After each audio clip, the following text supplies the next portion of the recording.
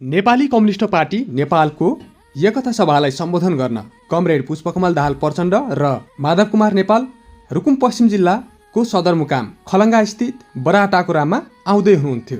यही क्रममा म पनि उहाँहरूका कुरा सुन्न र देश विदेशमा छरिएर रहनुभएका सम्पूर्ण नेपाली दाजुभाइ तथा दिदीबहिनीहरूलाई सुनाउनको लागि त्यहाँ पुग्दै थिए र त्यही क्रममा कतिपय मिजासिलो व्यक्तित्वहरूसँग मिठो भलाकुसारी गर्ने अवसर पाइयो। यी भलाकुसारीसँगै त्यहाँका उपस्थित बाक्लो जनमानसलाई तपाईँहरूको माझ पस्कने अनुमति चाहन्छु। हेलो, हाम्रो पार्टीको लागि एकदम सबैले हाम्रो पार्टीको लागि सबैले हामीलाई सहयोग गर्नु होला हैन। अनि त्यसपछि हाम्रो जनताहरू चाहिँ के लाटो चाहिँ नबन्नु होला हैन।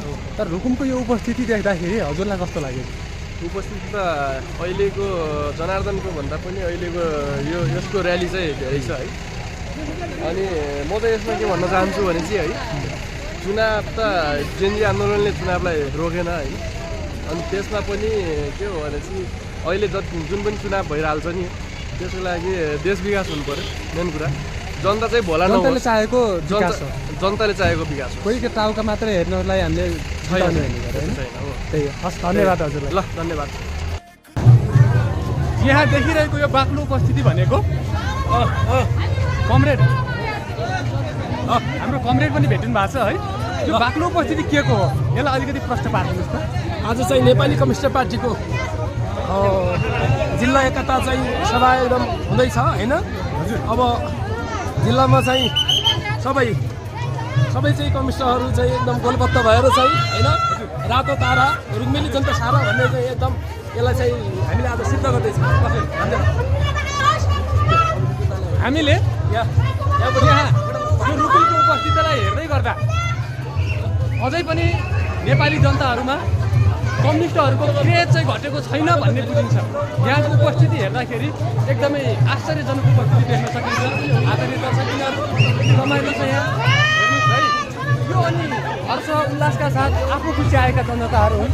कसैले पैसा दिएर कतैबाट यसो पारिश्रमिक दिउँला भनेर लोभ देखाएर बोलाइएका जनताहरू होइनन् नि।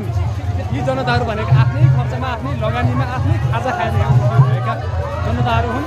देख्न सक्नुहुन्छ यो हर्ष उल्लास। ल हेर्नुहोस्, यहाँ अझै योभन्दा बाक्लो उपस्थिति रहेको छ। हामी अहिले एक ठाउँको दृश्य मात्र देखाउन सक्छौँ एकैचोटिमा र देखाउनु पर्यो। हजुरलाई देखाइदिन्छु। यहाँ किन आउनु भयो? किन आयो? कार्यक्रममा आयो। प्रचण्डको कार्यक्रम नेपाल कम्युनिस्ट पार्टीको। हजुर, अनि चिन्ने भन्नाले त अब कसलाई के भनौँ त नि, अनल उठ्दैछन् के अरे यहाँबाट सभासद उनकै समर्थनमा आयो। ए अहिले के हामी खास किन आएको थाहा छ हजुरलाई? अहिले खास आजको विशेष कार्यक्रम आज विशेष कार्यक्रम के गरे एकता सभाको। तपाईँले एकता मन परेको छ? एकता मन परेको छ। ए त्यसो भए साइया पनि थियो। यो 5 कुने तारालाई भोट हालेर जिताइन्छ त्यसो भए होइन? यो त अब हजुरले हार्छ त भन्नै भएन होइन? भन्ने भए यत्रो मास त ल्याउने कुरो पनि भयो हो त, यत्रो मान्छेहरूको बाक्लो उपस्थिति छ होइन? हार्नु पनि भयो। नै कम्युनिस्ट हो नि, कम्युनिस्टमै हुन्छ नि। यहाँ उपस्थित सबैको मनमा यस्तै छ साथी। सबैले यो 5 कुने तारालाई जिताएर देशकै पहिलो पार्टी बनाउने उद्देश्यले चाहिँ लागिरहनु भएको छ।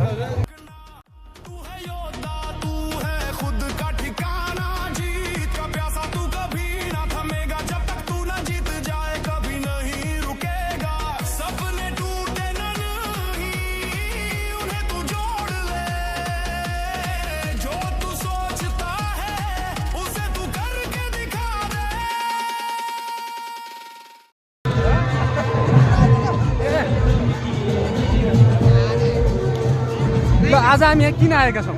आज हामी यहाँ कमरेड प्रचण्ड र माधव नेपाललाई सुन्न आएका छौँ। सुनेर के फाइदा छ? नेपाली कम्युनिस्ट आन्दोलनमा अबको कार्यभार के हो भन्ने कुरा र नेपाली समाजको विकासक्रमका निम्ति गर्ने योगदान के हो भन्ने कुरा बुझ्न। आज बुझ्छन् जस्तो लाग्छ यहाँका जनताले? नबुझ्ने भए आउँथ्यो त है।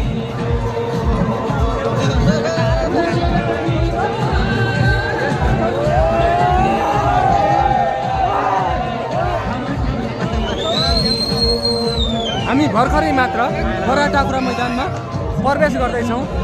यहाँको स्थिति भनेको अहिलेको वर्तमान स्थिति भने चाहिँ उपस्थिति हुने क्रम जारी छ। भर्खर उपस्थिति हुँदैछ। यो एउटा सुरुवात मात्र हो आदरणीय साथीहरू। यहाँको बाक्लो उपस्थितिलाई हामीले देखिन सक्नु छ। सम्भवतः मलाई लाग्छ यो खेल मैदान नै हाम्रा लागि चाहिँ सानो हुन्छ, साँघुरो हुन्छ। रुकुमेली जनताहरू सबै प्रत्येक व्यक्तिहरू घरमा नबसेर आफ्ना सम्पूर्ण कामहरू थाती राखेर यहाँ आउनुभएको छ। झङ्कार बुढाको गीत सुन्न सक्नुहुन्छ तपाईँले यति बेला।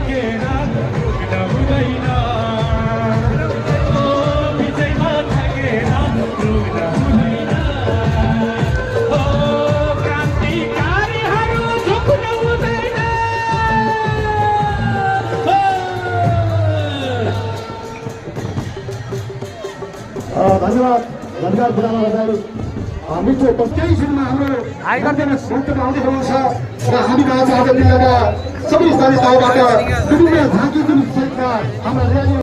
त्यसै गरी पार्टीको केन्द्रीय सदस्य नेपाली कम्युनिस्ट पार्टीका केन्द्रीय सदस्य तथा जिल्ला समन्वय समितिका उपप्रमुख कमरेड मोहन खत्रीलाई हार्दिक अनुरोध गर्दछौँ। यसै गरी हाम्रो पार्टीका केन्द्रीय सदस्य तथा रुकुम जिल्लाका जिल्ला समन्वय समिति प्रमुख लुम्बिनी गौतम कमरेडलाई अनुरोध गर्दछौँ। यसै गरी हाम्रो पार्टीका केन्द्रीय सदस्य कमरेड लक्ष्मी पुललाई पनि हार्दिक अनुरोध गर्दछौँ। यसै गरी साबिक एकीकृत नेकपा समाजवादीका जिल्ला अध्यक्ष नेता कमरेड सुरज परियार कमरेडलाई हार्दिक अनुरोध गर्दछौँ। यसै गरी नेपाली कम्युनिस्ट पार्टीका नेता कमरेड माधव प्रसाद आदरणीय आमा बुवा दाजुभाइ दिदीबहिनी फेरि पनि रुकुम जिल्लाले एउटा इतिहास काम गरेछ। रुकुम जिल्लाको 2008 सालमा कामी बुढाले सुरुवात गरेको जिल्लाको कम्युनिस्ट इतिहास आजसम्म आइपुग्दा पनि कति कम्युनिस्ट भएछ भन्ने कुराको एउटा सन्देश आजको सन्देश सभाले दिएछ।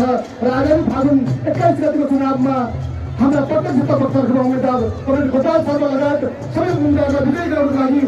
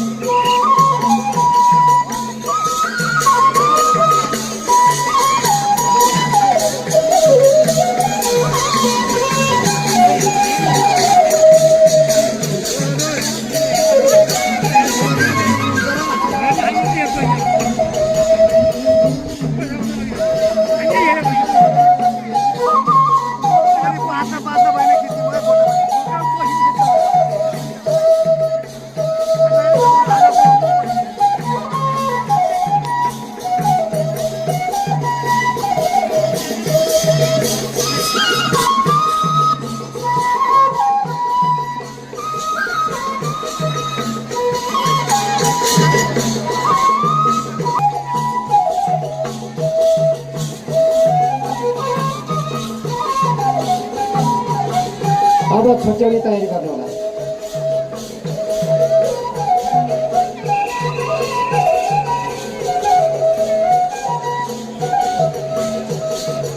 जानेभरि साथ छुट्याउने तयारी गर्नु होला।